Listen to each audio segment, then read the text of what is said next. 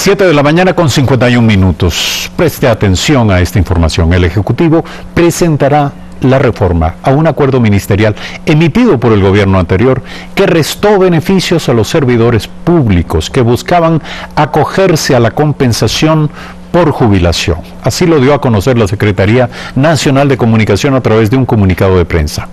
En el documento se asegura que el cambio a la normativa facilitará el acceso a este derecho estipulado en la Ley Orgánica del Servicio Público, la LOSEP. Hoy, a las 11 de la mañana, en el Palacio de Carondelet, el presidente de la República, Lenín Moreno, formalizará las directrices para los procesos de desvinculación de servidoras y servidores públicos con nombramiento permanente que se acogen a este beneficio. Se encuentra con nosotros el ministro del Trabajo, Raúl Ledesma. Gracias por estar aquí. Claro. Hagamos un poco de historia. Se va a eliminar, ministro, el acuerdo 0094. ¿Cuándo fue suscrito y qué decía ese acuerdo? Claro, bueno, esto, muchísimas gracias, un saludo a todos los televidentes. Este acuerdo fue emitido en el gobierno anterior, a escasos días de terminar el gobierno anterior, y lo que en conclusión y muy en castellano señala este acuerdo es la prohibición, les quita el derecho a que aquella persona que se jubila de manera voluntaria, dice básicamente en sus últimas líneas, si el Estado no tiene la plata, no es que no le paga, pierde el derecho de cobro inclusive. Eso es lo que señala con absoluta injusticia el acuerdo. Y eso era consecuencia de otra injusticia, una deuda heredada del gobierno anterior hacia el presidente Lenín Moreno de más de 1.200 millones de dólares. 1.200 millones de dólares. Es decir, para eliminar la deuda se eliminaba a los acreedores. No, se mantenía la deuda se mantenía. Lo que ocurrió es que además se agravaba porque no permitía que otros que tenían derecho a seguirse jubilando lo pudieran hacer para no incrementar la deuda de 1.200 millones, una barbaridad. Entonces, ¿qué hizo el presidente? El día 1, le dije, presidente, hay que solucionar este problema. Me dijo, ¿tenemos plata? No, no tenemos plata. O sea, no tengo plata para solucionar. Busquen el dinero y encuentren, porque es un derecho que hay que reconocer y pagar. Y bueno, y se ha ido desde ese día, ya tenemos más de año y medio en esto, se ha pagado al día de hoy más de 600 millones de dólares de una deuda de 1.200, es decir, el 50%. Vamos con el ministro de Finanzas, que ha sido absolutamente condescendiente con la gravedad de este tema, no así anteriores ministros de Finanzas.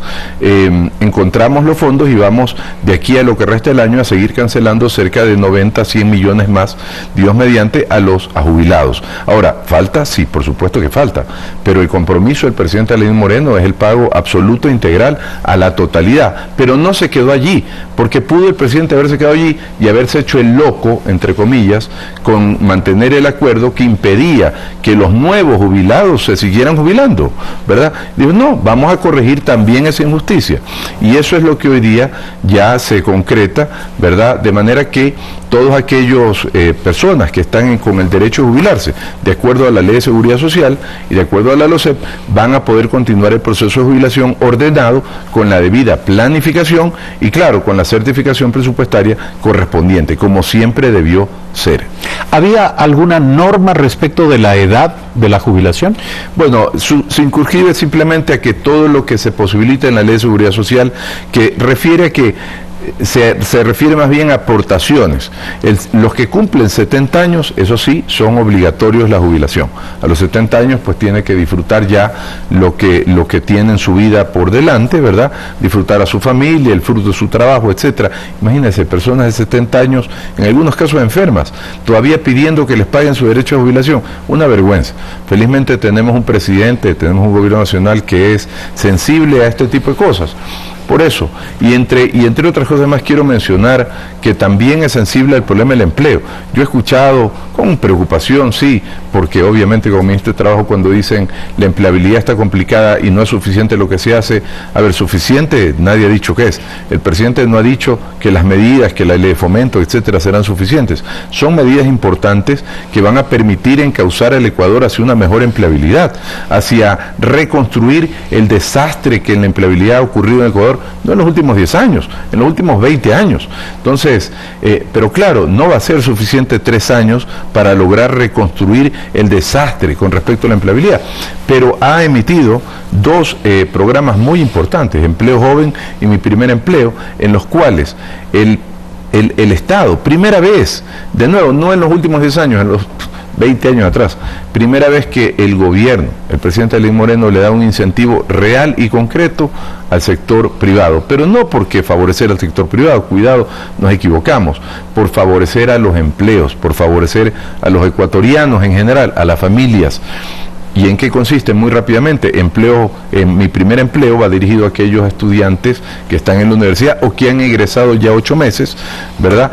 Y el Estado va a reconocer a través del Ministerio de Trabajo mensualmente, mes a mes, plata en efectivo, mes a mes, el 100%, la totalidad de lo que se le paga, en este caso al pasante, durante los 4 o 6 meses que dura la pasantía, siempre y cuando, obviamente, ese pasante, posterior, terminada la pasantía, sea contratado como trabajador.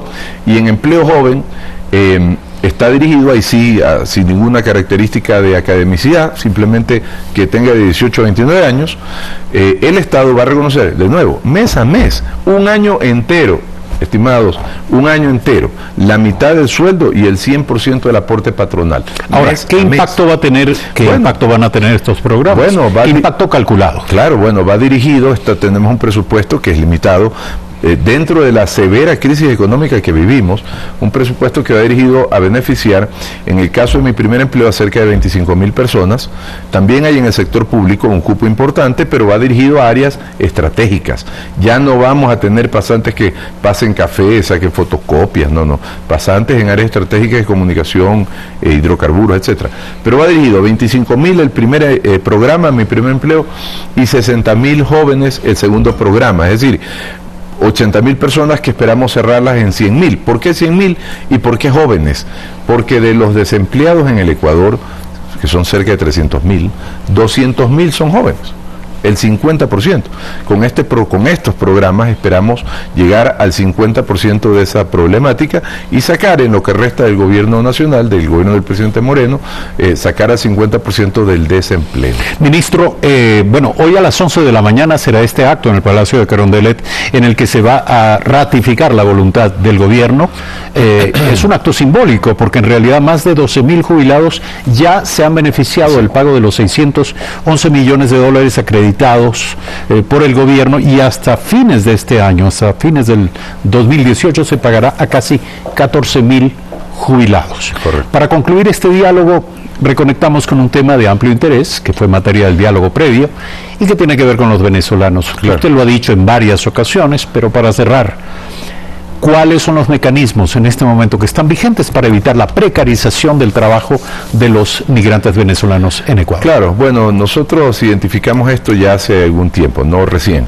El problema de la migración laboral en Ecuador no es nueva. Tuvimos primero a los hermanos peruanos que huían de la guerrilla hace muchos años. Así es. Luego los colombianos también huyendo de la guerrilla, y por supuesto luego los cubanos, que buscaban mejores condiciones económicas. Ahora los hermanos venezolanos de una severa crisis económica en su país. Así que esto no es nuevo para el Ecuador y siempre ha sido un Ecuador solidario. Pero ahora, debido al número de personas que están llegando, tenemos que, además de ser solidarios, ser ordenados y organizados. Y es obligatorio, no hay restricción de trabajo para los hermanos venezolanos, pero si tienen visa de trabajo, visa Mercosur, visa UNASUR, pueden trabajar. Con visa de turista no pueden trabajar, tienen que regularizarse, pero por supuesto estamos en un proceso. Desde enero emitimos un acuerdo ministerial para el pleno ejercicio de los derechos de los migrantes, que en conclusión y en castellano lo que dice es obligatorio registrar el contrato de trabajo. ¿Por qué? Porque en el contrato está el salario, las condiciones, el lugar. No le puede pagar a ningún migrante menos el salario básico. Eso logra corregir dos distorsiones. La primera, la explotación de la cual son sujetos los migrantes, que son personas que vienen dispuestas a trabajar en lo que sea, por lo que sea. Y la segunda distorsión, que ese menor pago genera un desplazamiento de plazas nacionales. De manera que, por supuesto, igualdad de oportunidades, pero igualdad de condiciones de trabajo. Así que ahora hemos hecho un severo y agresivo proceso de inspecciones diarias. Hemos hecho ya más de 2.000 inspecciones al día de hoy, con muchas sanciones. Hay sanciones severas, son 10 salarios mínimos para las personas naturales que contraten y no regularicen migrantes dentro de 30 días de haberlos contratado, y 15 para personas jurídicas. Pero para una medida adicional, porque claro, no tenemos una tropa de inspectores para todo el Ecuador. Ahora hemos emitido un teléfono que ya existía para denuncias en general. Díganos cuál es. Que es el 1-800-266-822, 1-800-266-822, que es lo que significa que nos hacen la denuncia, nosotros inmediatamente verificamos que efectivamente esa plaza de trabajo está ocurrida y no esperamos a que lo regularicen, lo regularizamos nosotros, corremos traslado al IES para que verifique la afiliación o emita la glosa correspondiente. Esto es un proceso de regularización laboral necesario. Raúl Ledesma, ministro del Trabajo, gracias por su presencia en Primera Impresión.